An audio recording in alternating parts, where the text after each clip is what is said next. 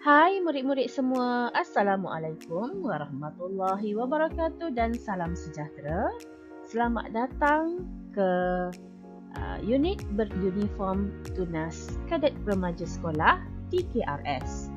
Baiklah, video kali ini mari kita kenali apa itu Tunas Kadet Remaja Sekolah TKRS. Mari kita lihat sejarah TKRS. TKRS adalah singkatan bagi Tunas Kadet Remaja Sekolah. Tunas Kadet Remaja Sekolah ataupun TKRS telah diasaskan pada 15 Mac 1999. Sekolah Kebangsaan Sri Melati Kuala Lumpur atau sekarang ini dikenali dengan nama Sekolah Kebangsaan Setapak Indah telah menjadi sekolah pertama perintis dalam penubuhan TKRS. Untuk pengetahuan murid-murid semua, pada awal penubuhan, TKRS dinamakan sebagai Tunas Kadet Remaja Islam Sekolah TKRIS. Namun, sekarang TKRIS dikenali sebagai Tunas Kadet Remaja Sekolah TKRS.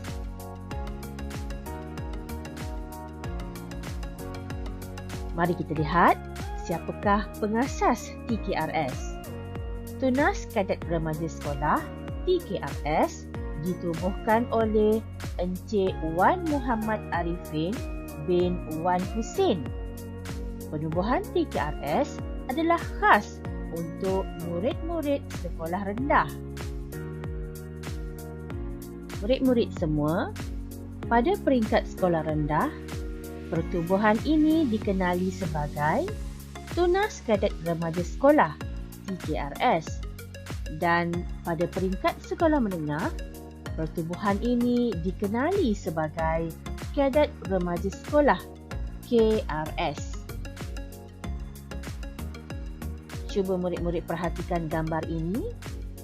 Okey, gambar yang pertama itu ialah gambar pertubuhan KRS yang dianggotai oleh pelajar-pelajar sekolah menengah. Dan gambar yang kedua itu adalah pertubuhan TKRS yang dianggotai oleh murid-murid sekolah rendah. Baiklah, sekarang kita hendak melihat tujuan penubuhan TKRS. Antara tujuan penubuhan TKRS adalah untuk memberikan pendedahan awal kepada murid-murid sekolah rendah mengenai TKRS. Hal ini kerana TKRS merupakan KRS di peringkat awal iaitu di sekolah rendah. Seterusnya kita akan melihat berkenaan dengan matlamat penubuhan TKRS. Matlamat penubuhan TKRS adalah untuk melahirkan pelajar cemerlang yang beriman, berakhlak mulia, berilmu dan berketerampilan selaras dengan hasrat wawasan pendidikan dan falsafah pendidikan negara.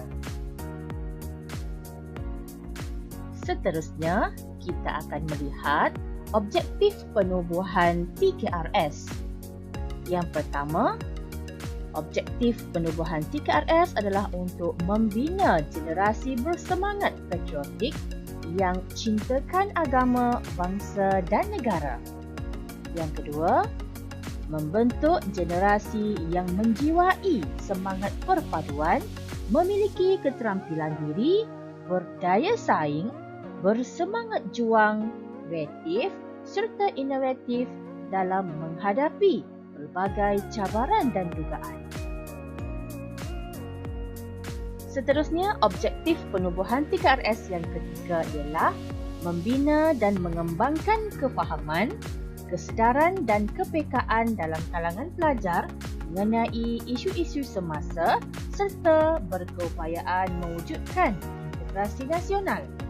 Dan yang keempat, menyediakan peluang kepada pelajar untuk memperolehi pengetahuan, pengalaman, kemahiran, kebolehan mengurus dan memimpin.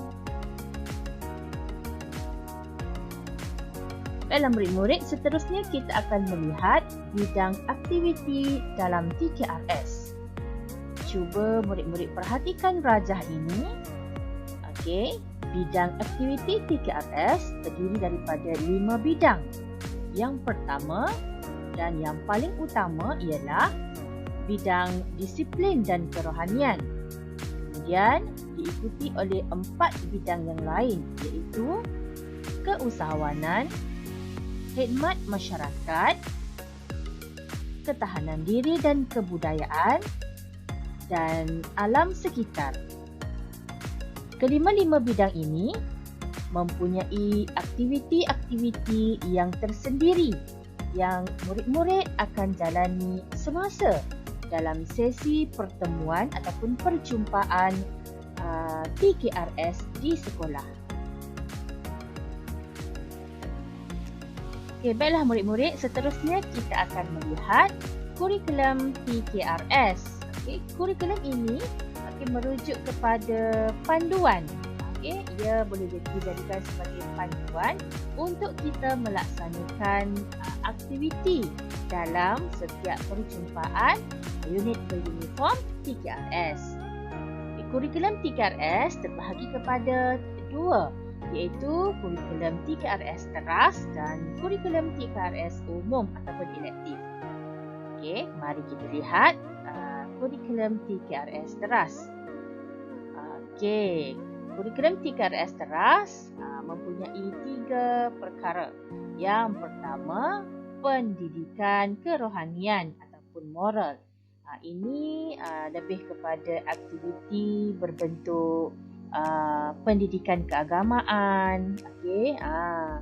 Yang kedua, pendidikan ketatanegaraan dan patriotisme. Ia lebih kepada untuk menunjukkan rasa cinta, rasa sayang, jati diri kepada negara kita. Dan yang ketiga, latihan fizikal seperti latihan kawat kaki dan beberapa latihan fizikal yang lain. Dan kurikulum TKRS teras ini adalah sangat penting untuk menjadikan murid-murid sebagai ahli TKRS yang berjaya. Okey, mari kita lihat kurikulum TKRS umum ataupun elektif yang terdiri daripada 8 perkara di sini. Yang pertama, aktiviti di darat. Yang kedua, aktiviti mental. Yang ketiga, aktiviti ketahanan diri. Yang keempat, aktiviti pendidikan luar. Yang kelima, aktiviti pendidikan alam sekitar. Yang keenam, aktiviti kemahiran hidup ataupun keusahawanan. Yang ketujuh, aktiviti di air. Dan yang ke-8, aktiviti khidmat kepada sekolah. Kesemua aktiviti-aktiviti ini akan didedahkan kepada murid-murid dalam setiap perjumpaan unit uniform TKRS di sekolah oleh guru-guru pendidik. Jadi murid-murid nantikan aktiviti-aktiviti yang cikgu rasa murid-murid akan suka. Okay, cikgu rasa murid-murid akan gembira, akan seronok dengan aktiviti yang dijalankan nanti. Seterusnya kita hendak melihat cadangan pemakaian pakaian dan peralatan. Okey, murid-murid tunas kadet remaja sekolah TKRS. Okey, jadi sekarang kita hendak melihat contoh ataupun cara pemakaian. Yang pertama, contoh baju T. Okey, murid-murid boleh mendapatkan baju berbentuk T ini sebagai pakaian semasa perjumpaan TKRS. Okey, ini adalah baju T ya, baju t-shirt. Okey. Okey, baiklah, ini ialah pakaian utama bagi ahli TKRS lelaki. Okey. Yang pertama dia ada beret, okey, ini. Kemudian dia ada lanyard, yang berwarna merah ni, tali ni. Lepas tu baju yang berwarna hijau muda, ada 2 poket, kemudian dia bercollar. Okey, kemudian nombor 4, seluar. Okey, boleh pakai seluar sekolah yang berwarna biru tua tu. Kemudian kasut, biasanya kasut yang berwarna hitam dan stoking hitam. Kemudian tanda nama kat sini. Okey, seterusnya. Okey, ini ialah pakaian utama bagi ahli PKRS perempuan. Okey, yang ini berseluar lah. Okey, yang pertama beret, kemudian lanyard warna merah, ini tali ni. Lepas tu baju berwarna hijau muda, berlengan panjang, terdapat 2 poket di sini dan bercollar. Okey, kemudian ada butang dekat tengah lah. Okey, kemudian seluar sekolah seperti seluar sekolah lelaki tu yang berwarna biru tua, kasut hitam dan stoking hitam. Kemudian dia mesti ada tanda nama. Okey. Seterusnya, ini contohlah. Contoh pemakaian PKRS yang utama tadi. Ini adalah murid lelaki dan ini adalah murid perempuan. Okey, baiklah murid-murid, kita telah selesai mengetahui beberapa perkara penting yang perlu murid-murid tahu berkenaan dengan tunas kaedah remaja